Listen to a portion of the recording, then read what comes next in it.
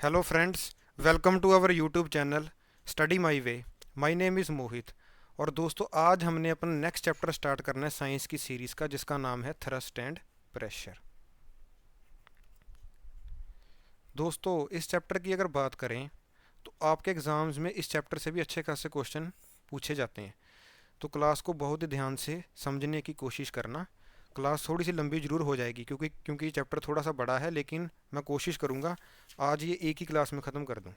ठीक है, चलो स्टार्ट करते हैं हम अपना चैप्टर, जिसका नाम है थ्रस्ट एंड प्रेशर। दोस्तों, थ्रस्ट एक तरह की फोर्स ही होती है। पहली बात तो ये याद रखना, थ्रस्ट और प्रेशर आपका डिफरेंट टर्म्स है दोनों। थ्रस्ट एक तरह की फोर्स ही है, ठीक है, बट ये एक्ट करती है परपेंडिकुलरली। इसकी एसआई यूनिट भी न्यूटन है और ये वेक्टर क्वांटिटी भी है। क्योंकि ये एक तरह की फोर्स ही है। तो लो देखते हैं वैसे थ्रस्ट है क्या डायग्राम से। ठीक है जी, जैसे मैंने आपको बताया कि thrust is the force acting normally. Normally का मतलब होता है परपेंडिकुलरली ऑन ए सरफेस। तो मान लो ये हमारी जो सैंड है, ये तो हॉरिजॉन्टल होगी। जैसे मैं चल पा रहा हूँ तो थ्रस्ट क्या है, वर्टिकल है। तो हॉरिजॉन्टल और वर्टिकल कंपोनेंट के बीच का एंगल कितना बनेगा, तो वो तो 90 बनेगा। इसीलिए हमेशा हम ये बात बोलते हैं कि जो थ्रस्ट एक फोर्स है वो नॉर्मली एक्ट करती है किसी न किसी सरफेस पे। थ्रस्ट हमेशा सेम होती है what's ever position of the body, body की कोई भी पोजीशन हो, बट इसका इफेक्ट जो होता है वो डिफरेंट जरूर होता है। वो हम अगली स्लाइड में देखेंगे कैसे। ये वेक्टर क्वांटिटी है, क्योंकि ये एक फोर्स ही है। इसकी एसआई यूनिट भी न्यूटन है, क्योंकि एसआई यूनिट ऑफ फोर्स भी क्या होती है, जैसे मैंने आपको बताया था, वो भी न्यूटन ही होती है। तो याद रखना ये सारी बातें, ठीक है। Thrust is just the force acting normally on a surface. तो ये सारी पिछले वाली बातें ही हैं। ठीक है, एक और बात याद रखना, thrust is normally equal to the weight of the object. ठीक है, क्योंकि वेट ही तो होता है जो हमारा वर्टिकली एक्ट करता है डाउनवर्ड्स। तो ये बात भी आपने याद रखनी है। तो प्रेशर क्या है? प्रेशर होता है थ्रस्ट अपॉन एरिया को हम बोलते हैं, थ्रस्ट अपॉन फोर्स को बेसिकली बोल देते हैं प्रेशर। प्रेशर की यूनिट क्या होती है? पास्कल। ठीक है जी, देखते हैं आगे वैसे। हाँ जी, प्रेशर क्या है? Thrust upon area. ये एक फॉर्मूला भी याद रखना, pressure is equal to thrust upon area. मतलब आप इस एक्सप्रेशन से ये बात बोल सकते हो कि pressure is inversely proportional to area. ठीक है, ये बात याद रखना, आगे काम आएगी। एसआई यूनिट पास्कल है।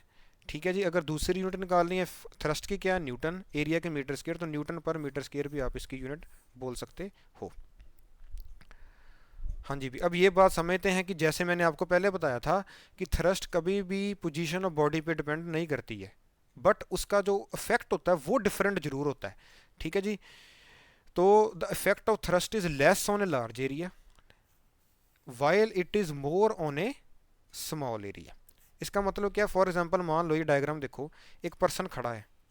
ठीक है जी, तो नीचे कुछ जो वो डिज़ाइन सा बनेगा, कुछ ऐसा बनेगा। अब ये मान लो ये पर्सन लेट गया, लेकिन जो फिर नीचे उसका इफेक्ट आ रहा है, देखो ये तो आपको पता ही है, वो अलग ही आएगा सैंड में। लेकिन बंदा तो सेम है, उसका वेट भी सेम है। तो मेरा कहने का भाव ये है, effect of thrust depends upon the area and it is more for a large area and it is less for a it is less for a large area and more for a smaller area. ठीक है, thrust is same, दोनों case में thrust जरूर same है, but उसके effects जो आए हैं वो डिफरेंट आ रहे हैं। तो द जो थ्रस्ट है आपकी किस पे डिपेंड करती है? An area on which it acts. ठीक है, कितने एरिया पे वो है उस पे वो डिपेंडेंट होगी। ठीक है, याद रखना, स्मॉल एरिया के लिए थ्रस्ट क्या होती है? ज़्यादा। लार्ज एरिया के लिए थ्रस्ट क्या होती है? कम। ठीक है, अब चलते हैं हम आगे, इसके एग्जांपल्स देखते हैं जो मैंने अब बात बोली है। A camel can run on a desert easily. ठीक है जी, ये मैं बात कैसे बोल सकता हूँ? जो कैमल के पाँव होते हैं नीचे से, वो आपने देखा थोड़े से ब्रॉड होते हैं। ब्रॉड होने से क्या होता है? एरिया बढ़ जाता है। एरिया बढ़ जाएगा तो प्रेशर क्या लगेगा? कम। क्योंकि मेरे को पता है pressure is inversely proportional to area. ठीक है, एरिया ज़्यादा तो प्रेशर क्या लगेगा? कम। ठीक है, ये बात का भी आपने ख्याल रखना है। An army tank weighing more than 1000 ton rest upon a continuous chain. ठीक है, ये बात भी सेम है। कटिंग टूल्स, हाँ जी ये इंपॉर्टेंट भी है। कटिंग टूल्स शार्प एजेस क्यों होते हैं उनके? ठीक है जी, जो क्योंकि उनका एरिया जितना शार्प होगा तो उसका एरिया कितना होगा? कम होगा।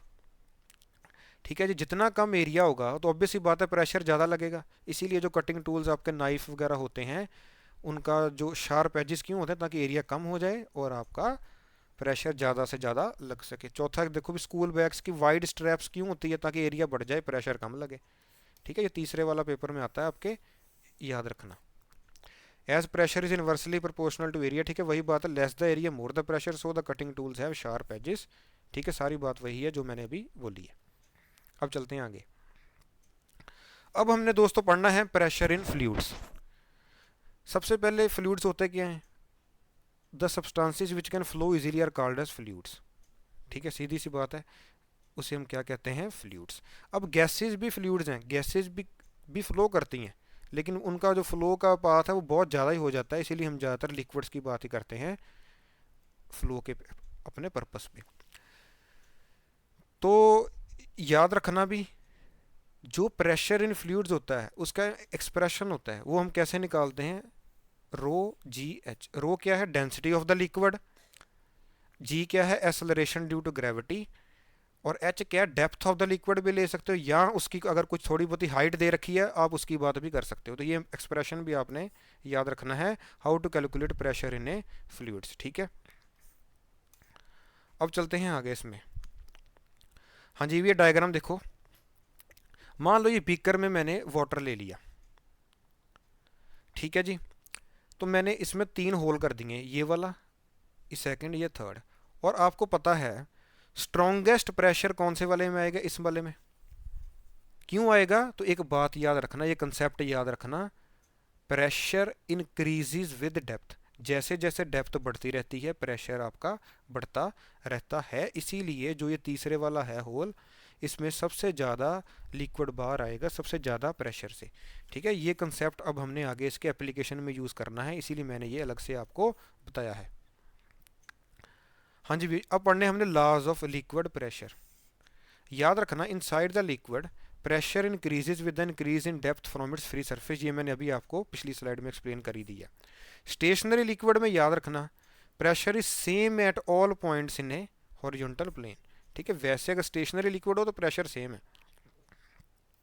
Pressure is same in all direction about a point in a liquid. ठीक है, ये सेम बात ही होगी।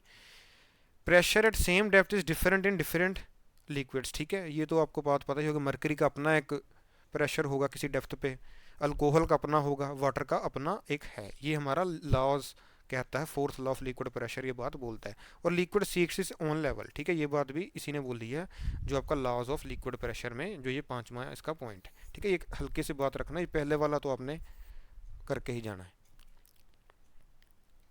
अब जो हमने लॉज ऑफ लिक्विड प्रेशर वगैरह पढ़े हैं, अब हमने दोस्तों इनके कुछ एप्लीकेशंस देखने हैं कि कैसे कैसे हम वो लॉज का प्रैक्टिकली यूज़ कर सकते हैं। हाँ जी भी, पहला very important, a divers feel pain in the ears due to increased pressure as they go deeper in water. ठीक है, ये बात आपने देखी भी होगी, जो ये डाइवर्स जाते हैं अपने डेप्थ में रिवर के, तो उनके आँखों में कानों में पेन होनी शुरू हो जाती है। क्यों? क्योंकि प्रेशर बढ़ जाता है जैसे जैसे आप नीचे की तरफ जाते रहते हो, pressure increases with the depth. ठीक है, दूसरा देखो ये भी इंपॉर्टेंट है, the wall of the dam is made thicker. ठीक है, जो डैम की वॉल्स होती हैं देखना नीचे से बहुत ज़्यादा थिक रखी जाती हैं। क्यों? क्योंकि प्रेशर बढ़ जाएगा। ठीक है, ताकि वो वॉल्स का वो जो वॉल्स हैं वो पानी का प्रेशर झेल पाएँ, इसीलिए वो नीचे से थोड़ी सी मोटी रखी जाती हैं। ठीक है, याद रखना ये बात भी। Water supply tank is placed high because from great height the pressure of the water will be more. ठीक है जी, जो हमारे घरों पे वाटर टैंक्स होते हैं तो आपने देखा होगा वो हमेशा हम छत पे ही रखते हैं, रूफ ऑफ द हाउस ही। क्यों? जितनी ज़्यादा हाइट बढ़ती रहेगी प्रेशर आपका बढ़ता रहेगा, तो फिर इजीली वो टैप्स में आपकी वाटर में आ जाएगा। When a gas bubble formed at the bottom of the lake rises, उसका जो साइज़ क्यों बढ़ जाता है? क्यों? क्योंकि जैसे जैसे वो ऊपर की तरफ आता रहेगा प्रेशर कम होता रहेगा, और जो बल्ब का साइज़ है जो बबल का साइज़ है वो धीरे धीरे बढ़ता रहेगा। ये सारा कुछ कैसे हो पा रहा है? लॉज ऑफ लिक्विड प्रेशर की वजह से ही हम ये बात बोल सकते हैं। अब हमने चलना है दोस्तों आगे।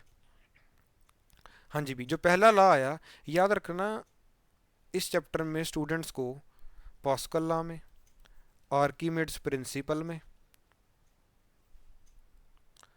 बर्नौलीज थ्योरम में हमेशा कन्फ्यूज़न रहती है, पूछा कुछ जाता है और वो ऑप्शन में कुछ ना कुछ टिक कर आते हैं। ठीक है, तो याद रखना, मैंने आपको पहले ही बता दिया, इन तीनों लॉस को आपने अपने दिमाग में बाइफरकेट करके रखना है। तीनों अलग हैं और इनके एप्लीकेशन ज़्यादातर स्टूडेंट्स इंटरमिक्स कर देते हैं, तो ये गलती आप लोगों ने बेसिकली नहीं करनी है। तो चलो सबसे पहले हम पढ़ते हैं पास्कल्स लॉ। पास्कल्स लॉ कहता क्या है कि जो pressure exerted by anywhere in the confined liquid is transmitted equally through out the liquid in all directions. ठीक है, अगर आप एक तरफ से प्रेशर लगा रहे हो तो वो दूसरे तरफ इक्वल ही ट्रांसमिटेड होगी, उसकी ट्रांसमिशन होगी। ठीक है, फॉर एग्जांपल अगर मान लो मैंने ये बीकर ड्रा कर लिया और ऊपर से मैंने ये पिस्टन लगा दिया, ये बीच में सारा वाटर है आपके, तो एक होल मैंने यहाँ रख दिया, एक यहाँ रख दिया, एक यहाँ रख दिया, तो जैसे ही मैं प्रेशर अप्लाई करूंगा इक्वल प्रेशर से सभी होल से वाटर बाहर आएगा। ये कहता है आपका पास्कल्स लॉ। अब इसके हम डेली बेसिस पे कुछ प्रैक्टिकल यूज भी करते हैं, अब हमने वो देखने हैं बेसिकली। याद रखना जहां पर भी हाइड्रोलिक वर्ड आ जाए आपने पास्कल लॉ को टिक कर देना। Hydraulic brake, hydraulic press, hydraulic door, this all are based on Pascal's law. यहाँ पर बर्नौलीज थ्योरम, आर्किमिड्स प्रिंसिपल का कोई लेन देन नहीं है। ठीक है, ये बात का ख्याल रखना। हाइड्रोलिक ब्रेक, हाइड्रोलिक ब्रेक क्या होती हैं? जो बेसिकली आपकी ऑटोमोबाइल्स में, गाड़ियों में यूज़ हो रही हैं, वो आपकी हाइड्रोलिक ब्रेक होगी। हाइड्रोलिक प्रेस आपने देखा ही होगा, जो बेसिकली कार वॉशिंग में लोग इस्तेमाल नहीं करते कि वो गाड़ी को हवा में उठा देते हैं, नीचे से एक पिस्टन लगा होता है, उसके ऊपर गाड़ी पड़ी होती है, वो भी बेसिकली आपका पास्कल लॉ पे ही बेस्ड हो रहा है। एक तरफ से प्रेशर लगाते हो, दूसरी तरफ से वो जाता है और वो कार को ऊपर उठा देता है, तो वो सारा आपका पास्कल लॉ पे ही बेस्ड है। हाइड्रोलिक डोर आपको पता ही है, जो आप घरों पे भी लगे होते हैं, यहाँ पैलेसेस वगैरह में लगे होते हैं, वो भी पास्कल लॉ पे ही बेस्ड हैं। ठीक है, सीधी सी बात याद रखना, जहाँ पर भी हाइड्रोलिक वर्ड लग जाए आपने पास्कल लॉ को टिक कराना है। ओके जी, अब हम चलते हैं दोस्तों आगे। अब हमने दोस्तों पढ़ना है एटमॉस्फेरिक प्रेशर। प्रेशर एक अलग चीज़ होती है, एटमॉस्फेरिक प्रेशर एक अलग चीज़ है, तभी ये टर्म बनी है अलग से एटमॉस्फेरिक प्रेशर।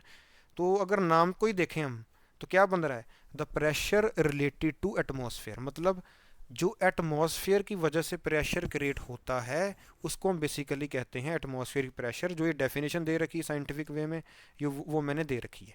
ठीक है, the thrust exerted per unit area on the earth surface due to column of air is called as atmospheric pressure. ठीक है, आपको पता होगा एटमॉस्फेयर में 5 तरह की लेयर्स हैं, ट्रोपोस्फेयर, स्ट्रेटोस्फेयर, मीजोस्फेयर, आइनोस्फेयर। उनकी वजह से क्या होता है? एक प्रेशर क्रिएट होता है। ठीक है, उसी को हम बेसिकली कहते हैं एटमॉस्फेरिक प्रेशर। सबसे पहले ये बात भी याद रखना, एटमॉस्फेयर में सबसे ज़्यादा कौन सी गैस है? नाइट्रोजन। दूसरे नंबर पे कौन सी है? ऑक्सीजन। तीसरे नंबर पे याद रखना, स्टूडेंट्स यहाँ पे गलती कर देते हैं। ठीक है, जिनको पता होता है पहली दो तो पता होती हैं, तीसरे के बारे में वो मिक्स कर देते हैं। तीसरी आर्गन होती है दोस्तों। चौथे पे आती है कार्बन डाइऑक्साइड या इनर्ट गैसेज, हीलियम, नियोन। इसके बारे में चाहे ना पता हो, ये आर्गन में स्टूडेंट्स गलती करते हैं और यूपीएससी यहीं पे पकड़ता है तुम लोगों को। ठीक है, तो याद रखना हवा में सबसे ज़्यादा नाइट्रोजन। पहली दो का तो परसेंटेज भी याद होना चाहिए, 78%, 21%, और तीसरे का याद रखना आर्गन। ठीक है, तो आर्गन की परसेंटेज चाहे ना याद हो, लेकिन आपको ये बात जरूर पता होनी चाहिए, पहले पे नाइट्रोजन है, दूसरे पे ऑक्सीजन है, तीसरे पे आपकी आर्गन है। ये आपकी बैरोमीटर की डायग्राम है। अब हमने दोस्तों एटमॉस्फेरिक प्रेशर से इसके साथ रिलेटेड कुछ बेसिक से कंसेप्ट देखने हैं। चलो बढ़ते हैं आगे। अब एक बात का ख्याल रखना, जैसे जैसे आपकी हाइट बढ़ती रहेगी एटमॉस्फेरिक प्रेशर कम होता रहता है। ठीक है, जैसे जैसे हाइट बढ़ेगी एटमॉस्फेरिक प्रेशर कम होता रहता है। इसी के कॉन्सिक्वेंसेस अब हमने पढ़ने। ये पहले यहाँ पे लिख भी लो, as height increases atmospheric pressure decreases. ठीक है, सीधी सी बात याद रखना, इसी के बेस पे सारे अब हमने एप्लीकेशन करने। पहला application very very important, at high altitudes air pressure becomes low and blood pressure becomes much more than the atmospheric pressure, they may cause nose bleeding. ठीक है, बोला जाता है ना कि हाई अल्टीट्यूड्स में नोज ब्लीडिंग के लोगों को शिकायत रहती है। ऐसा क्यों? क्योंकि बाहर एटमॉस्फेरिक प्रेशर क्या हो जाता है? कम। जैसे जैसे हाइट बढ़ी एटमॉस्फेरिक प्रेशर कम, हमारी बॉडी के अंदर जो ब्लड का प्रेशर है वो क्या हो जाता है? हाई। ठीक है जी, और आपको पता है प्रेशर मूव्स फ्रॉम हाई से लो, तो वो जो ब्लड होता है अंदर से बाहर की तरफ आने करता है, इसीलिए हमारे नोज ब्लीडिंग की शिकायत रहती है। ड्राउजीनेस भी कुछ लोगों को आ जाती है, वॉमिटिंग वगैरह भी आ जाती है, तो वो सारा एटमॉस्फेरिक प्रेशर का ही खेल है। दूसरा, it is because of atmospheric pressure ink rises in the tube of a fountain pen. ठीक है, फाउंटेन पेन पता है आपको ना, जिसमें हम बार बार रिफिल कर सकते हैं इंक की वजह से, तो वो भी बेसिकली आपका यही है। जैसे आप उसको प्रेस करोगे इंक में डूब के, तो क्या होता है बेसिकली, अंदर प्रेशर क्या हो जाता है कम, बाहर प्रेशर इंक का क्या ज़्यादा, तो प्रेशर बाहर से अंदर की तरफ जाता है और वो इंक उस राइफल में भर जाती है। ठीक है, तो ये भी बेसिकली एटमॉस्फेरिक प्रेशर का ही कंसेप्ट है। तीसरा देखो, ये भी इंपॉर्टेंट है, raising A liquid in A straw. ठीक है, जब भी आप कई बार लिक्विड कोल्ड ड्रिंक वगैरह या कुछ भी कोई ड्रिंक लेते हो, तो आप बेसिकली स्ट्रॉ का इस्तेमाल कैसे करते हो, तो जैसे ही आपने जो स्ट्रॉ को है अपने माउथ में रखा, तो आपने क्या किया, हवा को बाहर खींचा, उसकी वजह से इसके अंदर क्या प्रेशर हो जाता है कम, स्ट्रॉ के अंदर, बाहर क्या लिक्विड में प्रेशर ज़्यादा, तो प्रेशर मूव्स फ्रॉम हाई से लो। ठीक है, तो बाहर से जो लिक्विड होगा वो स्ट्रॉ के थ्रू अंदर जाता रहेगा, क्योंकि हमें पता है प्रेशर मूव्स फ्रॉम हाई से लो। ठीक है, when a person suck through the straw, the pressure in the straw becomes low, the atmospheric pressure outside which is higher will force the water into the straw and consequently into the mouth. ठीक है, same बात ही मैंने आपको बोल दी है। सीधी सी बात याद रखनी है आप लोगों ने, atmospheric pressure decreases as the height increases या एल्टीट्यूड इंक्रीजेज। ठीक है जी, ये था सारा एटमॉस्फेरिक प्रेशर का कॉन्सेप्ट। अब वेदर फोरकास्टिंग भी हम बैरोमीटर की हेल्प से कर सकते हैं। ठीक है, प्रेशर को जो नापने वाला डिवाइस होता है बेसिकली, वो हम इस्तेमाल, उसका जो नाम है वो है बैरोमीटर। ठीक है, ये बात भी याद रखना, भी सिंपल सा क्वेश्चन ये भी आ सकता है कि एटमॉस्फेरिक प्रेशर को नापने वाले डिवाइस का नाम क्या है, तो वो याद रखना जी, उसका नाम है बैरोमीटर। अब इसके साथ रिलेटेड भी कंसेप्ट देखते हैं, ये इसकी डायग्राम है। ठीक है, बैरोमीटर की एक इसमें वैक्यूम ट्यूब होती है, एयर प्रेशर यहाँ से एंटर होगा, बीच में मरकरी लिक्विड होता है, फिर ये बता देता है क्या कुछ होना है। फॉर एग्जांपल पहला पॉइंट बहुत इंपॉर्टेंट है, अगर बैरोमीटर की रीडिंग में सडन फॉल हो गया, इसका मतलब क्या है, यहाँ तो स्टॉर्म आएगा या साइक्लोन आएगा। अगर थोड़ा सा गिरा है, इसका मतलब क्या है, बारिश आएगी। ठीक है, बच्चे इन दोनों में कंफ्यूजन क्रिएट कर देते हैं, सडन फॉल में रेन लगाते हैं। ठीक है, याद रखना ऐसा नहीं है, सडन फॉल इंडिकेट्स स्टॉर्म और साइक्लोन, ए ग्रेजुअल फॉल इंडिकेट्स रेन। ठीक है, अगर ग्रेजुअल इंक्रीज हो गया, बढ़ गया, इसका मतलब जो आपका क्लियर वेदर है, सनी वेदर होगा। ठीक है, तो ये तीनों पॉइंट्स आपको क्लियर होने चाहिए। पहले दो में स्टूडेंट्स कंफ्यूजन करते हैं, तो वहाँ पर ख्याल रखना। ठीक है, अगर थोड़ा सा बड़ा है, इसका मतलब मौसम साफ है। ठीक है जी, ये था आपका सारा बैरोमीटर का कंसेप्ट। अब हमने चलना है आगे। देखो भी, अगला कंसेप्ट है आपका अपथ्रस्ट। नाम से पता चल रहा है, अप का मतलब ऊपर की तरफ, थ्रस्ट का मतलब फोर्स। तो ऐसी फोर्स जो नीचे से ऊपर की तरफ लगे किसी लिक्विड में, उसको कहते हैं अपथ्रस्ट। दूसरा नाम इसका बयाउंड फोर्स भी है, याद रखना भी ये बात भी, बयाउंड फोर्स और अपथ्रस्ट और बयाउंसी एक ही बात है। जस्ट इस प्रॉपर्टी को बोल देते हैं बयाउंसी, फोर्स दोनों एक ही है, अपथ्रस्ट भी सेम है, बयाउंड फोर्स भी सेम है, और ये लिक्विड की प्रॉपर्टी है, ये बात भी याद रखना। ठीक है जी, है क्या, the upthrust force exerted by water on an object is known as upthrust या बियॉन्ड फोर्स। ठीक है, ये डेंसिटी पे डिपेंड करती है, जो ये फोर्स होती है, it depends upon the density of the fluid. ठीक है जी, कैसे करेगी वो अभी हम देखेंगे। ठीक है, मान लो ये वाटर है, मैंने इसमें कोई बॉल डाल दी, तो आपको पता है उस बॉल का कुछ ना कुछ वेट भी तो होगा, मास भी होगा, तो बॉल तो वेट की वजह से नीचे जाने की तरफ करेगी। लेकिन आपने देखा होगा कि जो वो बॉल है वो तो फ्लोट कर रही है किसी लिक्विड में, वो क्यों कर रही है, क्योंकि नीचे से ऊपर की तरफ एक फोर्स लग रही है, जिसे हम कहते हैं बयाउंड फोर्स। कुछ कंसेप्ट है इसका, वो मैं आपको सारा डिटेल में बताऊंगा, कौन से केस में ये बॉडी डूबेगी, कौन से केस में ये तैरेगी, तो वो हम देखेंगे। लेकिन फिलहाल जस्ट आप बेसिक की तरफ ध्यान दो कि बयाउंड फोर्स है क्या, जो नीचे से ऊपर की तरफ लगेगी। ठीक है, देखो भी, आप लोगों ने ये देखी भी होगी बात कि बहुत बड़ी बड़ी जो शिप्स हैं वो पानी में तैर रही होती हैं, एक छोटी सी नीडल जो है वो डूब जाती है। ठीक है, तो ऐसा हुआ क्यों, बेसिकली क्योंकि नेल के एरिया की वजह से इसमें स्मॉल बियॉन्ड फोर्स थी, शिप के एरिया की वजह से इसमें ग्रेटर बियॉन्ड फोर्स थी। ग्रेटर बियॉन्ड फोर्स का मतलब क्या है, ज़्यादा फोर्स लग रही है नीचे से ऊपर की तरफ, इसीलिए शिप आपकी तैर रही है, नीडल आपकी डूब गई है। और इसका मेन रीज़न क्या है, density of ship is much less than the density of the Nile. ठीक है, तो जो डेंसिटी ऑफ शिप है वो बहुत ज़्यादा कम है as compare to density of water. ठीक है, तो याद रखना भी कोई भी बॉडी तभी तैरेगी किसी लिक्विड में अगर उसकी डेंसिटी उस लिक्विड से कम है।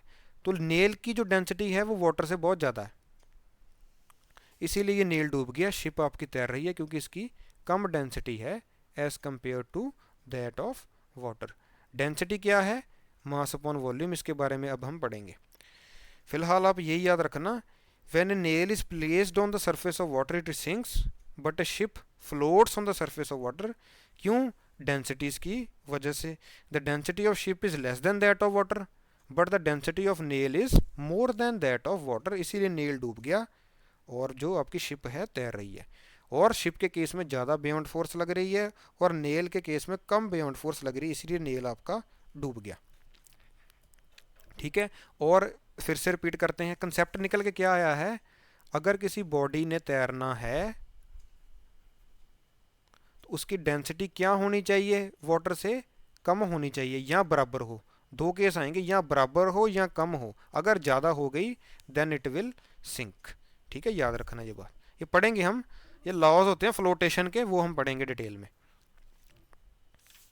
देखो, वाई डू ऑब्जेक्ट्स फ्लोट और सिंक इन वाटर, अगर तो उसकी रिलेटिव डेंसिटी जो है ज़्यादा हो जाए एक से तो वो बॉडी सिंक इन वाटर कर जाएगी, जैसे आयरन इन वाटर। ठीक है, उसके में बियॉन्ड फोर्स क्या है, कम। अगर उसकी रिलेटिव डेंसिटी बराबर हो जाए फिर वो बॉडी फ्लोट करेगी लेकिन खुद पहले डूब जाएगी। ये डायग्राम में देखो सारे, ये वाटर का लेवल है, ऊपर की तरफ तैरेगी लेकिन डूब जाएगी वो खुद पूरी। अगर उसकी डेंसिटी एक से कम है, ठीक है, मतलब वाटर से कम है, तो वो बॉडी पूरी तरह उस लिक्विड में तैरेगी। Object floats in water because buoyant force is more and its density is less than that of the liquid. ये था आपका सारा कंसेप्ट फ्लोटेशन का। अब हमने दोस्तों पढ़ना है Archimedes principle, it is very important. ठीक है, जिनको नहीं पता है स्टार लगा लेना, पेपर में क्वेश्चन बनेगा, या पास्कल लॉ से बनता है, या आर्किमिड्स प्रिंसिपल से बनता है, या आपका बर्नौलीज थ्योरम से बनता है। ये सारे ही बेसिकली आपके इंपॉर्टेंट टॉपिक्स हैं। आर्किमिड्स प्रिंसिपल में हमेशा स्टूडेंट्स को डाउट रहता है, तो आज हमने वही डाउट को क्लियर करने की कोशिश करनी है। हाँ जी भी, आर्किमिड्स प्रिंसिपल कहता क्या है, when a body is partially or completely immersed in a liquid. ठीक है, ये डायग्राम में देखो, या तो पार्शली या fully submerge in a liquid हो जाए, उसको आपको पता है एक नीचे के से ऊपर की तरफ फोर्स लगेगी जिसे हम क्या कहते हैं, बायोंड फोर्स या अपथ्रस्ट फोर्स, जिसकी वजह से उसके जो वेट होगा वो पानी में जाके कम हो जाएगा। वो कितना कम होगा, जितना पानी ये बाहर आएगा। ठीक है, फॉर एग्जांपल ये 7 kg की बॉडी थी, जैसे मैंने इसको वाटर में डाला तो इसका वेट हो जाएगा लगभग मान लो 5 kg, तो 2 kg वाटर बाहर आएगा और 2 kg की बियॉन्ड फोर्स नीचे से ऊपर की तरफ लगेगी। मतलब the buoyant force is equal to the weight of the displaced water. मतलब अगर 2 kg की फोर्स लग रही है तो 2 kg ही पानी बाहर आपका आएगा। तो है क्या, अपवर्ड फोर्स को मैं क्या ये बात बोल सकता हूं, weight of the liquid displaced, weight of the liquid displaced which is further equal to loss in weight. यहां पर स्टूडेंट्स को कंफ्यूजन हो जाती है। Loss in weight, loss in weight मतलब real weight minus apparent weight. Loss in weight का मतलब समझो, मान लो ये बॉडी 7 kg की थी, जैसे ही मैंने इसको वाटर में डाला इसका वेट मान लो 5 kg हो गया, तो जो ये पानी बाहर आएगा ये 5 kg नहीं आएगा, ये 7 - 5 kg आएगा। 7 - 5 मतलब 2 kg वाटर बाहर आएगा। कितना उसमें लॉस हो रहा है। ठीक है, ये तो बात आपको पता ही होगी कि जैसे किसी बॉडी को वाटर में डालोगे उसका जो वेट है वो कम हो जाएगा। क्यों, क्योंकि नीचे से एक रिएक्शनल फोर्स भी तो आ गई ना, जिसे हम अपथ्रस्ट कहते हैं, उसकी वजह से बॉडी का वेट कम हो जाता है। कितना कम होगा? जितना उसमें लॉस आ रहा है उसके वेट में। ठीक है, ये बात ख्याल रखना। ये कहता है आपका आर्चिमेड्स प्रिंसिपल। अब हमने इसके कुछ एप्लीकेशन देखने हैं। इसके बहुत सारे एप्लीकेशन हैं। इसका मेन एप्लीकेशन है डिज़ाइनिंग, शिप की जो डिज़ाइनिंग होती है और सबमरीन की डिज़ाइनिंग होती है। सबमरीन याद रखना, very very important. Submarine works on the principle of Archimedes principle only. ठीक है, सबमरीन में देखा होगा आप, सबमरीन हमेशा नीचे ऊपर हमेशा जाती रहती है, टॉप बॉटम अप्रोच से। इसकी ज़्यादातर मैक्सिमम जो इसकी ड्राइवेशन है वो यहीं से होती है, टॉप बॉटम अप्रोच से। तो होता क्या बेसिकली, कभी वाटर बाहर आ जाता है, कभी वाटर वो बीच में इंजेक्ट कर देते हैं। तो वो सारा कुछ आपका आर्किमिड्स प्रिंसिपल पे ही बेस्ड है। दूसरा लैक्टोमीटर। ठीक है, लैक्टोमीटर जो प्योरिटी ऑफ मिल्क या कर्ड की जो प्योरिटी बताता है वो भी आर्किमिड्स प्रिंसिपल पे ही काम करता है। Very very important. ठीक है, दूध में एसिड कौन सा होता है? Lactic acid. ठीक है, दूध दही में एसिड कौन सा होता है? बेसिकली याद रखना, लैक्टिक एसिड। और बैक्टीरिया कौन सा होता है? लैक्टोबैसिलस। और हाइड्रोमीटर जो डेंसिटी ऑफ किसी लिक्विड की, अगर हमने डेंसिटी ऑफ किसी लिक्विड की मेजर करनी है तो याद रखना वो हाइड्रोमीटर इस्तेमाल होता है। वो भी आर्किमिड्स प्रिंसिपल पे ही आपका काम करता है। ठीक है, ये सारे प्रिंसिपल इंपॉर्टेंट है, बार बार कह रहा हूँ, याद रखना। इसको पास्कल लॉ के साथ ना इंटरमिक्स करना। अब हम चलते हैं दोस्तों आगे। ये दो टर्म्स आती हैं, ये बड़ा परेशान करती हैं स्टूडेंट्स को। एक होती है डेंसिटी, एक होती है रिलेटिव डेंसिटी। क्या ये दोनों सेम है? ना, दोनों सेम नहीं है, ये दोनों अलग अलग हैं। इनमें क्या डिफरेंस है आज हमने वही देखना है। डेंसिटी आपका बेसिकली होता है mass upon volume.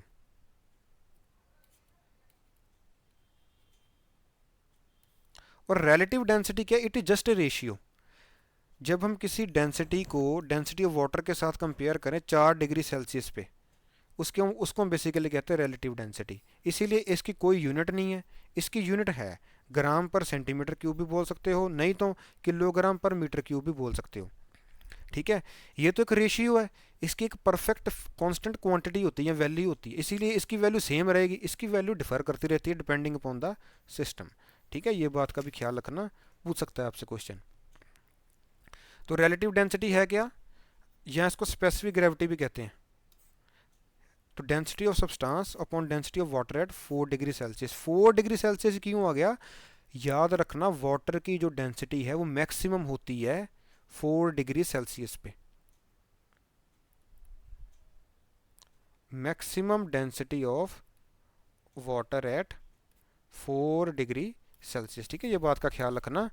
Relative density ये एक तरह का रेशियो है, आप देखोगे ना रेशियो, इसलिए इसकी ना यूनिट है ना ही कोई इसकी डायमेंशंस है। ये पॉजिटिव स्केलर क्वांटिटी है। तो density of water is maximum, इसीलिए हम मैंने यहाँ पर 4 डिग्री सेल्सियस लिखा है, 5 6 कुछ और नहीं लिखा है। अब हमारा अगला टॉपिक है फ्लोटेशन। फ्लोटेशन के बारे में मैंने आपको वैसे अभी बता ही दिया है, फिर बता देता हूँ ताकि आपको कन्फ्यूजन ना हो। अगर किसी ऑब्जेक्ट को किसी वाटर में या किसी लिक्विड में तैरना है, उसकी डेंसिटी उससे कम होनी चाहिए, तभी वो तैर पाएगा। अगर ज़्यादा हो जाए वो डूब जाएगा, अगर उसके बराबर हो गई वो तैरेगा, but it will be fully submerged. ठीक है, ऐसे डूब जाएगा लेकिन पूरी तरह नहीं डूबेगा बिल्कुल भी, मतलब नीचे नहीं चला जाएगा सी बेड पे, ऊपर फुली सबमर्ज्ड होके तैरेगा अगर उसकी डेंसिटी उसके बराबर है। ठीक है, ये कहते हैं आपके लॉज ऑफ फ्लोटेशन। अब हमने दोस्तों बेसिकली क्या करना है, इसके कुछ एप्लीकेशन देखने हैं लॉज ऑफ अब फ्लोटेशन के। हाँ जी, पहला देखो जी, a ship float on water because the volume of the water displaced by the ship is much less than the volume of the ship. ठीक है जी, तो शिप आपने देखा होगा बड़े से बड़ा जहाज क्यों तैरता है? क्योंकि उसका जो वॉल्यूम जो वो पानी बाहर निकालता है वो बहुत कम निकालता है as compare to volume of ship, इसलिए वो तैरता है, और उसकी डेंसिटी वाटर की डेंसिटी से कम होती है। दूसरा इंपॉर्टेंट भी है जी, ये कंसेप्ट है, ध्यान से समझना। A ship begins to submerge more as it sails from sea water to river water. जब कोई जहाज सी वाटर से रिवर वाटर की तरफ जाता है वो ज़्यादा डूबना शुरू कर देता है। क्यों? देखो, सी वाटर की डेंसिटी क्या होती है? ज़्यादा, क्योंकि उसमें नमक है, सॉल्ट्स हैं, और तरह के सॉल्ट्स, मैग्नीशियम है, कैल्शियम वगैरह हैं। फ्रेश वाटर या रिवर वाटर जिसे हम कहते हैं, उसकी density as compare to sea water क्या है? कम। सही बात है ये, क्योंकि वो नॉर्मल है। अब मैंने आपको जैसे अभी बताया, अगर किसी बॉडी को किसी लिक्विड में तैरना है तो उसकी डेंसिटी उस लिक्विड से क्या होनी चाहिए? कम होनी चाहिए। तो ऑब्वियस ही बात है, जिस मीडियम में आप लोगों ने तैरना है, मान लो जितनी डेंसिटी मैं इसकी बढ़ाता रहूँगा उतना इजीली बॉडी तैरती रहेगी, क्योंकि उसकी डेंसिटी कम होती रहेगी। तो यही तो हम चाहते हैं। तो सी वाटर में क्या डेंसिटी ज़्यादा, उसमें कम है। इंपॉर्टेंट है ये कॉन्सेप्ट, ठीक है, समझ लेना। ये पेपर में ऑपोजिट भी पूछ सकता है कि मान लो कोई शिप रिवर वाटर से सी वाटर की तरफ जा रही है, तो क्या वो डूबेगी, क्या वो तैरेगी? लिटिल मतलब ऐसे आपको कन्फ्यूजन में डाल दे, कोई उसमें इम्पैक्ट नहीं आएगा, या नॉन ऑफ दिस करके। तो याद रखना, कंसेप्ट क्लियर रखो। सी वाटर की मोर डेंसिटी, अगर उसकी डेंसिटी ज़्यादा है तो जो बॉडी उसमें तैर रही है उसकी डेंसिटी ऑटोमेटिकली कम हो जाएगी और वो इजीली उसमें तैर लेगी। तीसरा पॉइंट, ये भी इंपॉर्टेंट है, ठीक है। Why it is easier to swim in sea water as compare to fresh water या रिवर वाटर? क्यों? सी वाटर की डेंसिटी ज़्यादा है, तो जो बॉडी इसमें तैर रही है उसकी डेंसिटी कम हो जाएगी। कम होगी तो वो इजीली तैर लेगी, ठीक है जी। चौथा एप्लीकेशन देखते हैं। A solid ball of iron will sink in water but floats on mercury. ठीक है, जो आयरन की बॉल होती है वो वाटर में तो डूब जाती है। क्यों? क्योंकि उसकी डेंसिटी वाटर से ज़्यादा है। मरकरी में क्यों तैरती है? उसकी डेंसिटी मरकरी से कम है। ठीक है, मरकरी आपको पता है ना, मरकरी एक अलग लिक्विड है, वाटर एक अलग चीज़ होती है। तो याद रखना भी ये बात भी। अब चलते हैं हम दोस्तों आगे। हाँ जी भी, एक और कंसेप्ट है इसी के बेस पे, the density of ice, paper में भी आ रखा है आपके। जो बर्फ़ होती है वो देखा होगा आपने पानी में तैरती, क्यों? क्योंकि density of ice is less than the density of water. ये तो ऑब्वियस ही बात है। और याद रखना, जब भी कोई आइस पानी में तैर रही होती है उसका 1/10वां हिस्सा ही पानी के बाहर होता है। ठीक है, मान लो अगर 10 सेंटीमीटर मोटी बर्फ़ है तो कहने का भाव ये है 1 सेंटीमीटर हिस्सा ही उसका पानी के बाहर होगा, बाकी 9 सेंटीमीटर पानी के अंदर होगी बर्फ़। ये कह रहा है ये, ठीक है। तो जो ये इंग्लिश में इसने यहाँ पर लिखा हुआ है, तो 10 सेंटीमीटर बर्फ़ है, 1 centimetre would be outside, 9 centimetre would be below the water. ठीक है, सीधी सी ये बात है। इस submarine floats in water based on flotation, जैसे मैंने आपको बताया, कभी पानी अंदर आएगा, कभी उसने बाहर फेंकना होगा, अगर ऊपर जाना है तो वो उस हिसाब से सारा वो चलता रहता है। ऑयल भी तैरता है पानी में। क्यों तैरता है ऑयल जी? ऑयल की डेंसिटी वाटर से कम है। हनी अगर पानी में डालोगे वो डूब जाएगा, क्यों? क्योंकि उसकी डेंसिटी पानी से ज़्यादा है। ठीक है, याद रखना ये बात भी। ये डायग्राम से मैंने इसीलिए आपको समझा दिया है ताकि आपको दिमाग में ये बातें रहें। अगला टॉपिक है दोस्तों हमारा सरफेस टेंशन। इंपॉर्टेंट टॉपिक है। जो ये 3 लॉज थे उसमें स्टूडेंट्स को कन्फ्यूजन रहती, और ये 2-3 कंसेप्ट है, सरफेस टेंशन, कैपिलैरिटी और विस्कोसिटी। इन दोनों में भी स्टूडेंट्स को डाउट रहता है, तो इन तीनों को भी बाइफरकेट करके पढ़ना, सरफेस टेंशन, कैपिलैरिटी और आपकी होगी तीसरी विस्कोसिटी। अलग अलग टॉपिक है, पहले दिमाग में बाइफरकेट कर लेना, ठीक है जी। चलो सबसे पहले हम सरफेस टेंशन ही पढ़ते हैं। है क्या? सरफेस का मतलब क्या होता है? सबसे पहले सतह। ठीक है, जैसे ये लिक्विड की ये हो गया सरफेस। टेंशन मतलब फोर्स। तो नाम से ही पता चल रहा है दोस्तों कि जो ऐसी फोर्स होगी जो सिर्फ सरफेस पे होगी उसको बेसिकली हम कहते हैं सरफेस टेंशन। तो दोस्तों देखो, सबसे पहले कंसेप्ट ही समझो, डेफिनेशन पे हम बाद में जाते हैं। मान लो मैंने ये बीकर लिया बहुत बड़ा, इसमें मैंने वाटर डाल दिया, लिक्विड डाल दी।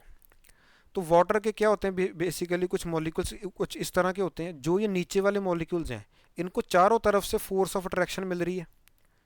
बट जो ये सरफेस पे रह गए हैं दोस्तों, इनके ऊपर तो कोई वाटर है ही नहीं, ना वाटर मॉलिक्यूल्स हैं। तो होता क्या है बेसिकली, इनको सिर्फ नीचे की तरफ ही फोर्स ऑफ अट्रैक्शन मिल रही है दूसरे मॉलिक्यूल्स की वजह से। तो होता क्या है, तो जो ये यहाँ पे एक लेयर बन जाती है वाटर की, अपर लेयर, और वो लेयर की वजह से जो फोर्स एक्ट करती है जिसकी वजह से वाटर अपना सरफेस मिनिमम से मिनिमम करता रहता है नीचे की तरफ, उसी को हम बेसिकली कहते हैं सरफेस टेंशन। तो ये सिर्फ सरफेस पे ही लगती है, यहाँ कोई सरफेस टेंशन नहीं है अभी डाउन पे, ये सिर्फ यहीं पे है अपर लेयर पे। नाम से पता चल रहा होगा आपको। तो देखो है क्या, the property of a liquid by virtue of which it tries to minimize its free surface is called as surface tension. ठीक है जी, मैथमेटिकल ये क्या है, फोर्स पर यूनिट लेंथ, इसको हम ये म्यू के साथ डोनेट करते हैं। ठीक है, एफ फोर्स है, एल आपका हो गया लेंथ। ठीक है जी, अब स्फेरिकल इन शेप का क्या मतलब है। रेन ड्रॉप्स भी होंगी, जो आपने देखा होगा बारिश में बूंदें आती, उनका उनकी जो शेप्स है वो भी कुछ इस तरह की स्फेरिकल होती है। क्यों? क्योंकि स्फेयर का जो सरफेस एरिया वो सबसे मिनिमम होता है। तो ये सरफेस टेंशन की वजह से वाटर अपना जो एरिया है मिनिमम से मिनिमम ही तो कर रहा है बेसिकली। तो इसी को हम दोस्तों बेसिकली कहते हैं सरफेस टेंशन। तो इसके कुछ एप्लीकेशन भी हमने पढ़ने हैं। बस याद रखना ये एक ऐसी प्रॉपर्टी है by virtue of which a liquid tries to minimize its free surface area, अपने सरफेस एरिया को कम से कम ही तो कर रहा है, ऊपर से नीचे की तरफ ही तो लेके जा रहा है। इसी को हम कह रहे हैं सरफेस टेंशन। अब हमने दोस्तों इसके कुछ एप्लीकेशंस को पढ़ना है। मैथमेटिकल देखते हैं। मैथमेटिकल मैंने आपको बता दिया है क्या, force per unit length. Force का फॉर्मूला क्या होता है, मास इनटू एक्सेलरेशन। तो अगर मैंने एक्सेलरेशन को उसके फंडामेंटल्स में कन्वर्ट करना है, तो मेरे को पता है एक्सेलरेशन क्या आएगा, डिस्टेंस अपॉन टाइम स्क्वायर आ जाएगा। पहले मैंने वेलोसिटी में कन्वर्ट कर लिया, फिर डिस्टेंस अपॉन टाइम स्क्वायर, फिर मैंने इसको सब सॉल्व किया, तो मेरे पास जो इसका डायमेंशनल फार्मूला सरफेस टेंशन का एग्जाम में आता है वो ये निकल के आएगा, m1l0t-2। ठीक है, टी क्या हो गया टाइम, एल क्या होगी लेंथ, कैपिटल एम आपका क्या हो गया मास। ठीक है जी, तो ये जो डिस्टेंस और लेंथ होगा ये आपस में कट जाएंगे, टाइम जब मैं ऊपर लेके आऊँगा माइनस में आ जाएगा। ठीक है, तो ये डिस्टेंस और लेंथ में जब मैं कन्वर्जन करूँगा तो 1 - 1 तो जीरो हो जाएगा, इसीलिए मैंने एल को क्या लिखा है, जीरो, m1, और ये मेरे पास आ गया t-2। तो डायमेंशनल फार्मूला भी एनडीए, सीडीएस या एफकेट में, सीएपीएफ में भी वो आपसे पूछ सकता है। अगर पूछे तो आप इजीली फार्मूले में पुट करके निकाल सकते हो, बट कंडीशन क्या है, फार्मूला याद होना चाहिए आपको। ठीक है जी, अब हमने इसके एप्लीकेशन देखने हैं। एप्लीकेशन देखने से पहले दोस्तों हमें पहले कोहेजन और अडहेशन में डिफरेंस भी पता होना चाहिए। कोहेसिव फोर्सेस क्या होती हैं और अडहेसिव फोर्सेस क्या होती हैं। सीधी सी बात याद रखना, कोहेसिव फोर्सेस होती हैं the force of attraction between the molecules of same material. अगर सेम मॉलिक्यूल्स में अट्रैक्शन हो उसे कहते हैं कोहेसिव, अगर डिफरेंट मॉलिक्यूल्स में अट्रैक्शन हो उसे हम कहते हैं अडहेसिव। मतलब ग्लास और वाटर है तो अडहेसिव है। ठीक है, ग्लास प्लस वाटर है तो अडहेसिव है, वाटर प्लस वाटर है तो वो आपका कोहेजन है। सीधी सी बात याद आप लोगों ने रखनी है। ये डायग्राम भी आप देख सकते हो, ये सेम है, ये आपका डिफरेंट हो गया। ये बात को ध्यान से समझना। आप लोगों ने ये बात को देखना, अगर आपने एक ट्यूब में वाटर को डाल दिया है, दूसरी ट्यूब में आपने मरकरी को डाल दिया, ठीक है, ये मरकरी का सिंबल है Hg, जिनको नहीं पता है नोट कर लो भी। तो जो वाटर का मेनिस्कस है, मेनिस्कस का मतलब होता है ये अपर लेयर, वाटर का मेनिस्कस क्या होता है, कनकेव शेप्ड। मरकरी का मेनिस्कस क्या होता है, कन्वेक्स शेप्ड। ऐसा क्यों? क्योंकि वाटर के केस में अडहेसिव फोर्सेस ज़्यादा होती हैं। अडहेसिव मतलब फोर्सेस बिटवीन ये ग्लास, ये ट्यूब और वाटर के बीच में ज़्यादा है, इसीलिए जो वाटर है वो स्टिक कर जाता है ट्यूब के साथ, इसीलिए इसकी कुछ शेप ऐसी बन रही है। इन case of mercury cohesive forces मतलब मरकरी और मरकरी के मॉलिक्यूल के बीच में ज़्यादा है, इसीलिए वो ऊपर से नीचे की तरफ खींच लेता है। इसीलिए इसका जो मेनिस्कस है मरकरी का, वो आपका कौन सी शेप का है, कॉन्वेक्स शेप का है। ठीक है, ये इनका डिफरेंस भी याद रखना, पेपर में पूछ सकता है कि the meniscus of water is convex, concave, plane, या कुछ भी वो आपसे पूछ सकता है। तो याद रखना ये बात, वाटर का कनकेव है, मरकरी का कन्वेक्स है। क्यों है? इसमें कोहेसिव फोर्स ज़्यादा है मरकरी में, वाटर में अडहेसिव फोर्स ज़्यादा है। अडहेसिव किस में होगी, ग्लास और वाटर में। कोहेसिव किस में होगी इन केस ऑफ मरकरी, मरकरी और मरकरी के बीच में। अब हमने दोस्तों कुछ एप्लीकेशन देखने हैं, ये किसके हैं, सरफेस टेंशन के, कि कैसे सरफेस टेंशन का हम पॉजिटिव यूज भी कर सकते हैं। पहला, हाँ जी भी, the larva of mosquitoes float on water dies due to surface tension. ठीक है, but when oil is sprinkle, ठीक है, तो its surface tension is lower, ठीक है। जो ये आपने मॉस्किटोज देखे होंगे तो आपने देखा होगा कि वो फ्लोट कर रहे होते वाटर पे। तो आपको पता है मॉस्किटो हमारे के लिए हानिकारक है, तो हमने क्या करना है, वहाँ पर कैरोसिन ऑयल या कोई ऑयल स्प्रिंकल कर देना है। ऑयल छिड़कने की वजह से क्या होगा, पानी की सरफेस टेंशन लो हो जाएगी। अगर सरफेस टेंशन लो हो गई तो वो जो लेयर है अपर वो खत्म हो जाएगी और मच्छर डूब के मर जाएगा। ठीक है, याद रखना, it is due to surface tension. Antiseptics like Dettol, उनका सरफेस टेंशन देखो, सीधी सी बात याद रखना पहले, जितना सरफेस टेंशन कम होगा उतनी ज़्यादा चीज़ फैलेगी। ठीक है जी। तो डिटॉल का जो सरफेस टेंशन है, एंटीसेप्टिक्स का जितने भी हैं सेवलॉन वगैरह, उनके सरफेस टेंशन कम ही क्यों रखा जाता है, ठीक है, ताकि वो ज़्यादा फैलें और स्मॉलेस्ट पोर्शन ऑफ वाउंड पे भी जाके पहुंच सकें। अब ये नीडल है, वो क्यों पानी पे फ्लोट करती है, ये भी सरफेस टेंशन की वजह से। देखो ये भी डायग्राम में दिखा देता हूँ आपको। तो दोस्तों मान लो अगर मैंने नीडल को प्यार से यहाँ पर रख दिया तो ये फ्लोट क्यों करेंगी, क्योंकि यहाँ पर एक टेंशनल फोर्स लग रही है। ये जो मैं रेड लाइन ड्रा कर रहा हूँ सरफेस की, तो जो ये नीडल होगी ये इसको इससे प्रोपोगेट कर ही नहीं पाएगी, इसे टीयर कर ही नहीं पाएगी, क्योंकि इसकी अपनी एक फोर्स होती है ना। सरफेस टेंशन एक फोर्स है जो सिर्फ सरफेस को बांध के रखती है। अगर मैंने नीडल को किसी हाइट से फेंका फिर वो डूब जाए, क्यों, फिर वो इसको फाड़ के नीचे चले जाएगी। तो जो नीडल है वो फ्लोट क्यों कर रही है, वो भी सरफेस टेंशन की वजह से, क्योंकि सरफेस पे एक फोर्स जो है टेंशनल वो उसको रोक रही है। ठीक है, rain drops are spherical in shape due to surface tension, ये मैंने आपको बता ही दिया था। क्यों, क्योंकि सरफेस जो सफ़ेयर है उसका सरफेस एरिया होता है minimum in case of any solid, minimum surface area of sphere is there, इसीलिए आपको पता है सरफेस टेंशन की वजह से एरिया क्या होता है, मिनिमम। तो इसीलिए rain drops are spherical in shape. अगला जो टॉपिक है थोड़ा सा दोस्तों थोड़ा सा डिफिकल्ट है, तो ध्यान से समझना। क्लेंजिंग एक्शन ऑफ सोप पढ़ना है, वो भी सरफेस टेंशन के ऊपर ही बेस्ड है। देखो फिर क्लेंजिंग एक्शन ऑफ सोप है क्या, बेसिकली आप लोगों ने अपने डेली लाइफ में देखा भी होगा, जब भी हमने अपने कपड़े वगैरह धोने होते हैं तो हम क्या करते हैं, एक बकेट में वाटर लेते हैं, फिर अपने कपड़े को उनमें डाल देते हैं, फिर हमने कोई ना कोई डिटर्जेंट या सोप सोल्यूशन डालते हैं।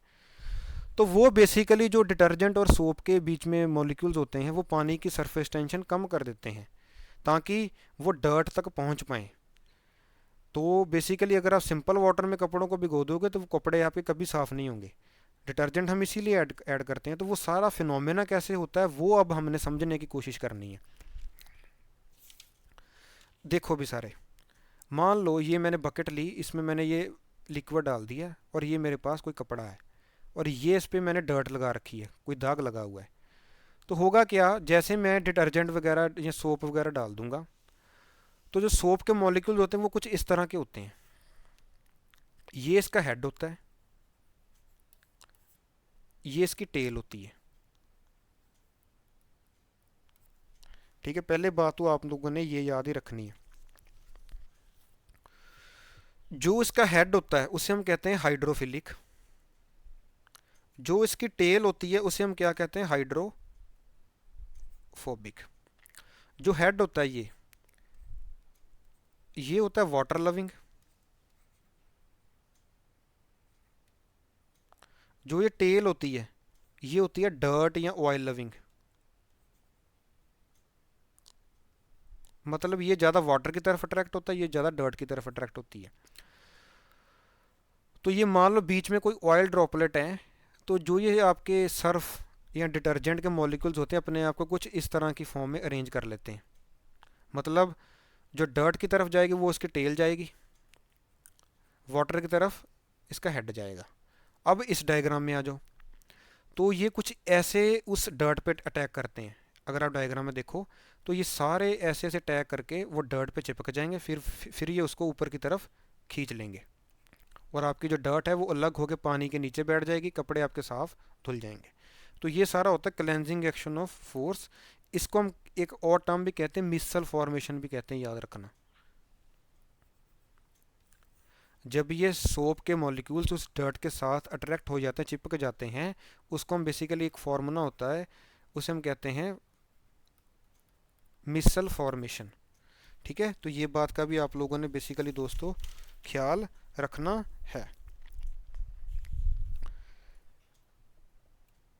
तो ये और एक डायग्राम देखो, ये सोप के मॉलिक्यूल हैं, हेड टेल, ये बीच में फैब्रिक है जहाँ पर डर्ट लगा रखी है। ठीक है, तो ये ऐसे उस पर अटैक करेंगे। फिर पोलर हेड वाटर की तरफ जाएगा, जैसे मैंने बोला वाटर लविंग है। नॉन पोलर टेल जो है वो डर्ट की तरफ जाएगी। जो ये पोलर हेड होता है इसमें आयन्स होते हैं basically, sodium ion, calcium ion. ठीक है जी। तो थर्ड स्टेप में क्या होगा, ये फैब्रिक आपका ऐसे क्लियर हो जाएगा। ठीक है, dirt trapped with the soap micelle, तो वो डर्ट को ट्रैप करके पानी के नीचे रख देगा। ये आप लोगों ने अपनी जनरल लाइफ में बात देखी भी होगी, जितनी भी डर्ट होती है वो कुछ आवर्स के बाद बकेट के नीचे जमा हो जाती है। वो सारा ये साइंस ये कह रही है। ठीक है, तो जैसे ही आप, सीधी सी बात याद रखना, जैसे ही आपने डिटर्जेंट या सर्फ वगैरह किसी वाटर में डाल दिया तो वो वाटर की सरफेस टेंशन कम कर देती है। तो जब भी आपने एक बात और देखी होगी, जितने भी अभी हमने एप्लीकेशन भी किए हैं, सभी भी हम बेसिकली जितने भी पॉजिटिव कर रहे हैं सरफेस टेंशन को कम ही कर रहे हैं। तो सरफेस टेंशन कम होने से होता क्या है, ज़्यादा आप उसका यूज़ केस का इस्तेमाल कर सकते हो, मतलब चीज़ ज़्यादा फैलेगी तो आप उसको इजीली क्लीन कर सकते हो। अब कुछ फैक्टर्स इफेक्ट करते हैं सरफेस टेंशन को, कौन कौन से हैं अब हमने वो देखने हैं। पहला है टेम्परेचर। याद रखना, जैसे टेम्परेचर बढ़ गया सरफेस टेंशन कम हो जाती है। क्यों, मॉलिक्यूल्स अलग अलग होना शुरू हो जाते हैं। मॉलिक्यूल्स अलग अलग हो गए तो फोर्स ख़त्म हो जाएगी। इम्प्योरिटीज़ डालने की वजह से याद रखना, अगर तो इम्प्योरिटीज़ सॉलिड हैं या सॉल्यूबल हैं तो सरफेस टेंशन क्या होती है, बढ़ जाती है। अगर इनसॉल्यूबल हैं सरफेस टेंशन क्या होती है, कम हो जाती है। ठीक है, तो मान लो अगर आपने नमक वगैरह डाल दिया है तो नमक वगैरह करेगा क्या, क्योंकि नमक आपको पता है सॉल्यूबल है, सॉल्ट सॉल्यूबल है, तो it will attract the water molecule. इसकी वजह से क्या होती है, सरफेस टेंशन बढ़ जाती है। और इनसॉल्यूबल के केस में कोहेसिव फोर्स क्या हो जाती हैं, डिक्रीज हो जाती हैं। ठीक है, बेसिकली सरफेस टेंशन है क्या, वाटर और वाटर के बीच में अट्रैक्शन ही तो है। तो इनसॉल्यूबल डालने की वजह से कोहेसिव फोर्सेस क्या हो जाती हैं आपकी, कम। कोहेसिव फोर्सेस का मतलब force of attraction between the water molecules, अगर ये कम होगी तो सरफेस टेंशन ऑटोमेटिकली आपकी कम हो ही जाएगी। ठीक है, ये नोट कर लो सारे। अगला टॉपिक है दोस्तों हमारा कैपिलैरिटी। सरफेस टेंशन आपका ख़त्म हो गया है, अब हमने पढ़ना है कैपिलैरिटी के बारे में। कैपिलैरिटी है क्या, द फिनोमिना ऑफ राइज और fall of a liquid in a capillary tube when it is dip in a liquid is known as capillarity. ठीक है, ये होती क्यों है, surface tension of the liquid और कोहेसिव और एडहेसिव फोर्सेस की वजह से। ये बात मैंने आपको बताई दी है कि वाटर क्यों राइज करता है कैपिलरी ट्यूब में, क्योंकि water molecules are attracted to glass more. Water के केस में एडहेसिव फोर्सेस क्या होती हैं, ज़्यादा, इसीलिए वो ग्लास की तरफ ज़्यादा अट्रैक्ट हो जाता है, ना कि वाटर और वाटर के बीच में। बट अगर वो सेम कैपिलरी ट्यूब में मरकरी में डाल दूं तो लेवल ऑफ मरकरी लो हो जाएगा देन द आउटसाइड। क्यों, because of less attraction of mercury to glass. ठीक है, क्योंकि मरकरी में कोहेसिव फोर्सेस ज़्यादा होती हैं। ठीक है, डायग्राम से ज़्यादा आपको समझ आएगा। ये होती है कुछ कैपिलरी ट्यूब। वैसे ये पहली वाली ये थोड़ी सी पतली सी होती है, जैसे ही आप इसको वाटर में डालते हो लिक्विड राइज कर जाता है। क्यों, क्योंकि वाटर में एडहेसिव फोर्सेस ज़्यादा होती हैं। अगर मैंने साइज़ बढ़ा दिया तो वो कम करेगा, अगर और बढ़ा दिया तो वो कम करेगा। ठीक है, smaller the space the greater the attraction वाली बात हो गई इसमें।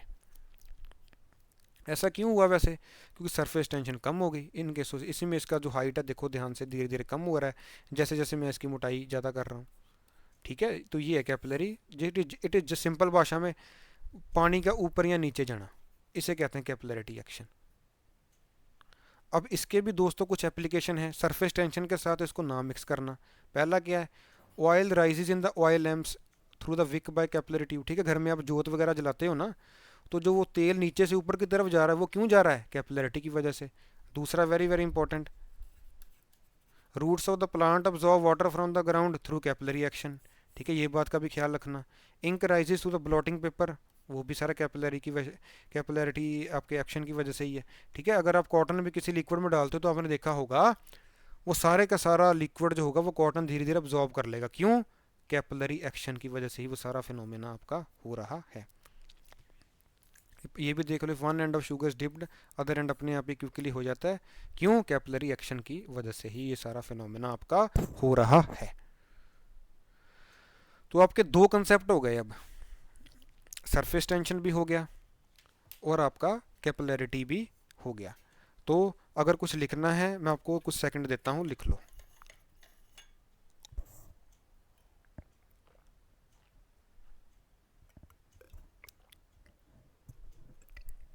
अब हमने दोस्तों करना है विस्कोसिटी। तो विस्कोसिटी क्या है? ऐसी फोर्स जो पानी को फ्लो करने में रोके या किसी लिक्विड को फ्लो करने से रोके, सिंपल भाषा में उसे क्या कहते हैं हम? विस्कोसिटी।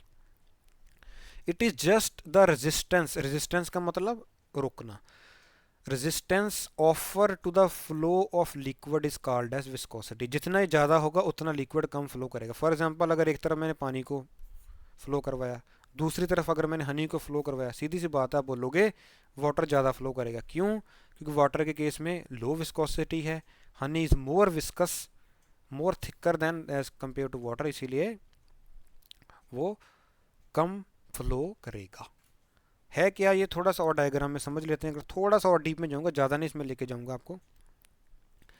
लिक्विड में ना कुछ ऐसी लेयर्स बनी होती हैं, अगर आप उसको माइक्रोस्कोप से देखोगे, नीचे वाली लेयर सबसे कम फ्लो क्यों करती है? Due to force of gravity. ठीक है, क्यों? क्योंकि वो धरती के साथ चिपकी होती है। तो जो वाटर होता है धीरे धीरे करके रुकता है, एकदम से नहीं रुक जाता। क्यों? क्योंकि अपर लेयर ऐसे ऐसे फ्लो करती रहती हैं, नीचे वाली लेयर कम फ्लो करती। क्यों? ग्रेविटी की वजह से। और एक याद रखना, इसकी यूनिट क्या होती है? एसआई यूनिट होती है इसकी पॉइस, या डेका पॉइस भी कह देते हैं इसको, याद रखना। SI unit of viscosity is poised. अब विस्कोसिटी के बेस पे लॉ एक आया दोस्तों, उसका नाम है स्टोक्स लॉ। तो जो ये viscous force acting on A object falling through a fluid, मान लो किसी लिक्विड मैंने किसी ऑब्जेक्ट को फेंक दिया, तो जो उसको विस्कस फोर्स रोक रही है वो स्टोक्स लॉ ने बताई। किस फॉर्म में होती है वो? 6 pi nu r v. Nu क्या है आपका? ये न्यू होती है विस्कोसिटी। एन को थोड़ा सा नीचे की तरफ अगर मैं कर दूं, इसको कहते हैं विस्कोसिटी। आर रेडियस उस बॉडी का, वी वेलोसिटी उस पार्टिकल की, एफ डी क्या होगी? ड्रैग फोर्स या फिर आपकी विस्कस फोर्स, और एफ जी क्या होती है? Gravitational force. ग्रेविटेशनल फोर्स तो एक्ट करेगी करेगी। ठीक है, तो याद रखना Stokes law is based on viscous force. अब हमने विस्कोसिटी में पढ़नी terminal velocity, very very important concept. ये बात आपने देखी हुई होगी अपनी जनरल लाइफ में, आज आपको रीजन पता लग जाएगा। हाँ जी भी, देखो फिर, जब भी एक स्काई डाइवर या पैराशूट वाला ऊपर से नीचे की तरफ जंप करता है, तो दोस्तों इस पे दो फोर्सेस लगती हैं। एक लगेगी आपको पता, ग्रेविटेशनल फोर्स या ग्रेविटी, जिसकी वजह से वो नीचे आ रहा है, जहाँ वो ऑब्जेक्ट आपके नीचे की तरफ आ रहा है। दूसरी फोर्स कौन सी लगती है? वो लगती है एयर रेजिस्टेंस या विस्कस फोर्स भी बोल सकते हैं। दोस्तों जो ये विस्कोसिटी है, ये सिर्फ लिक्विड की प्रॉपर्टी नहीं है, ये गैस की प्रॉपर्टी भी है। सॉलिड की प्रॉपर्टी ये नहीं है, क्योंकि सॉलिड का भी फ्लो करता ही नहीं है, लेकिन ये गैस और लिक्विड दोनों की प्रॉपर्टी है विस्कोसिटी। ठीक है, ये बात का ख्याल रखना, it is not only the property of liquid. तो जैसे किसी ऑब्जेक्ट नीचे की तरफ आ रहा है, एक तो उसमें ग्रेविटेशनल लग रही है, दूसरे उसमें विस्कस फोर्स लग रही है या एयर रेजिस्टेंस लग रहा है। अब इनिशियल स्टेज में क्या होता है? धीरे धीरे उसकी एक्सेलरेशन बढ़ती रहती है ग्रेविटी की वजह से, लेकिन एक ऐसी स्टेज आती है उसकी विस्कस फोर्स बराबर होनी शुरू हो जाती है ग्रेविटेशनल फोर्स में।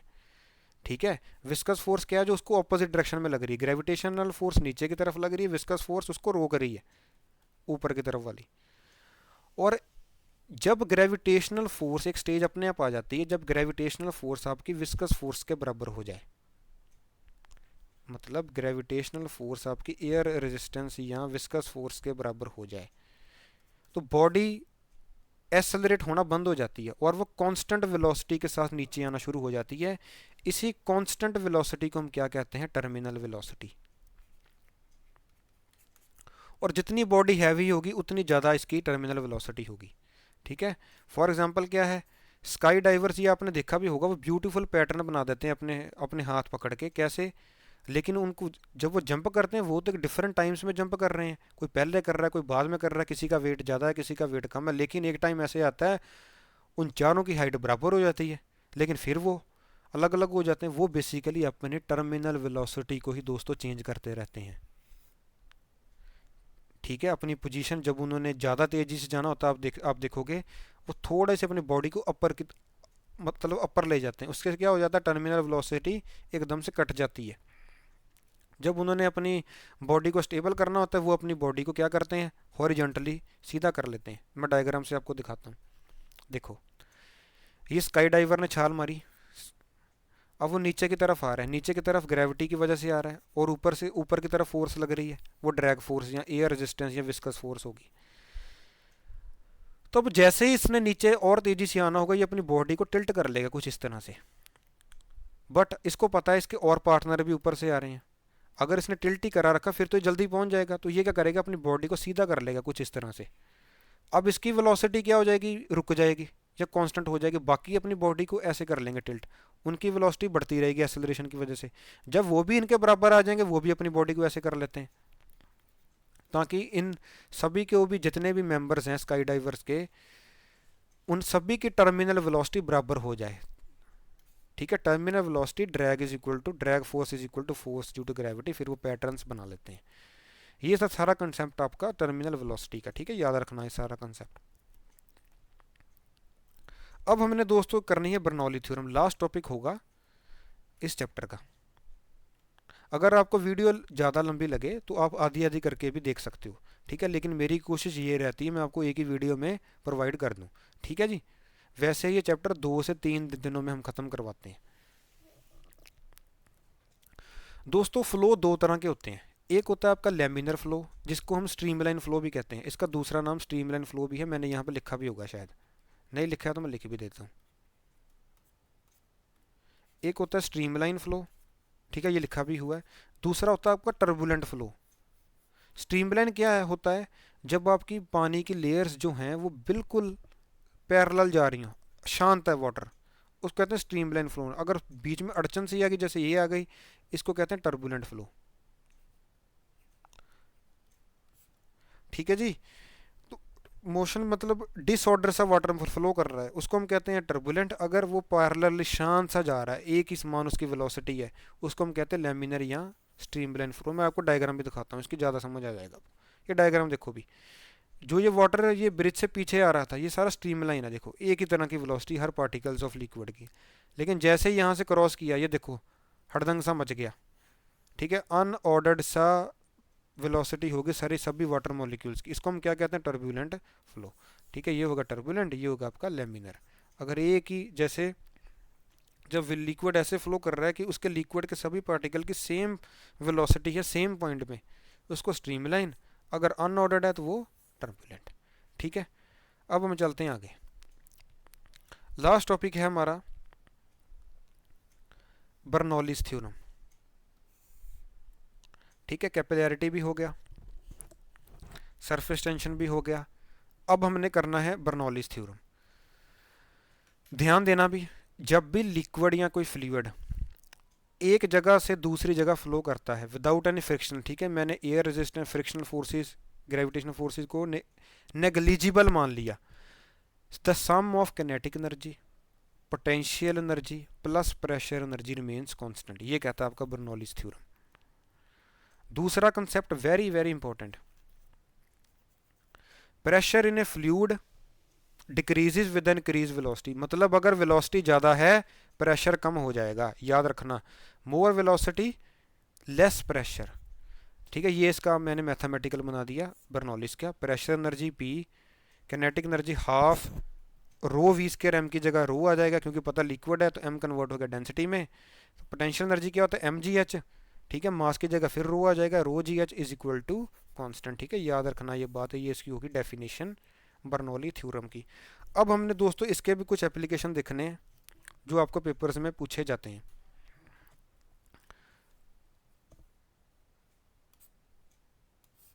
ये आपने डेली लाइफ में देखी भी होगी कि जब भी कोई स्ट्रॉम या साइक्लोन आता है, तो जो जो ये टीन की छतें होती हैं या हट्स की जो ये रूफ होती हैं वो उड़ जाती हैं एकदम से जब ये स्ट्रॉन्ग साइक्लोन या स्ट्रॉम आता है। ऐसा क्यों होता है, मैंने आपको अभी बताया, इंक्रीज्ड वेलोसिटी लो प्रेशर, मैं यहाँ लिख भी देता हूँ, increased velocity is equal to low pressure.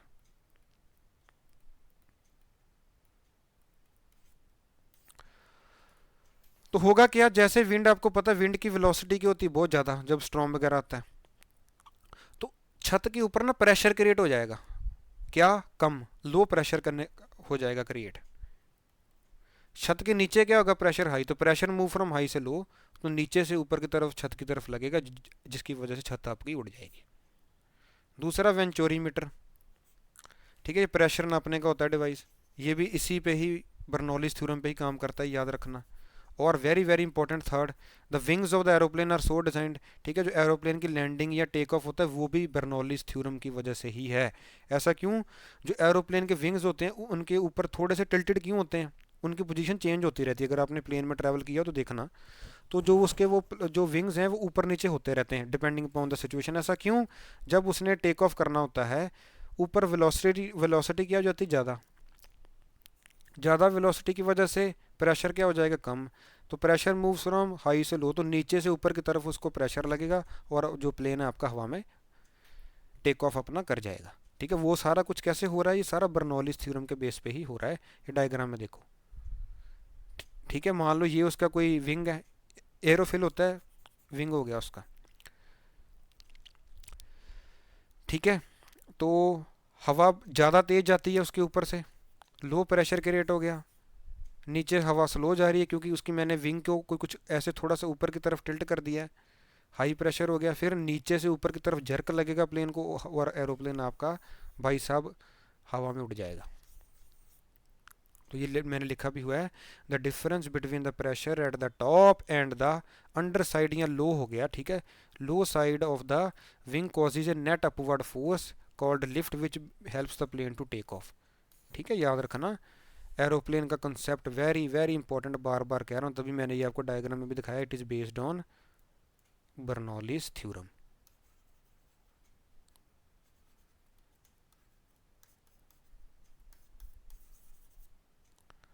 ठीक है, ये वेंचोरी मीटर भी याद रखना, ये सारे इंपॉर्टेंट हैं दोस्तों, ये थोड़ा सा ज़्यादा इंपॉर्टेंट है, एरोप्लेन से वो आपसे क्वेश्चन पूछता है। अब एक और इसके साथ छोटा सा कंसेप्ट है, स्पिनिंग बॉल, इसको कहते हैं मैग्नस इफेक्ट भी, ये भी आपका बर्नौलीज थ्योरम पे ही काम कर रही है। बॉल देखी होगी आपने, जैसे ही आप उसको एक बार हवा में फेंक देते हो तो ये नीचे जल्दी आती ही नहीं है, ये भी सेम रीज़न, विंड वेलोसिटी बढ़ जाएगी, बढ़ने से प्रेशर क्या हो जाएगा, कम, नीचे प्रेशर क्या होगा, ज़्यादा, तो नीचे से ऊपर की तरफ एक फोर्स लगेगी जिसकी वजह से जो स्पिनिंग बॉल है आपकी हवा में उड़ती रहेगी। स्पिनिंग का मतलब ऐसे ऐसे ये उड़ती रहती है हवा में। तो ये भी सारा कुछ कैसे हो पा रहा है, बेसिकली आपका बर्नौलीज थ्योरम की वजह से ही।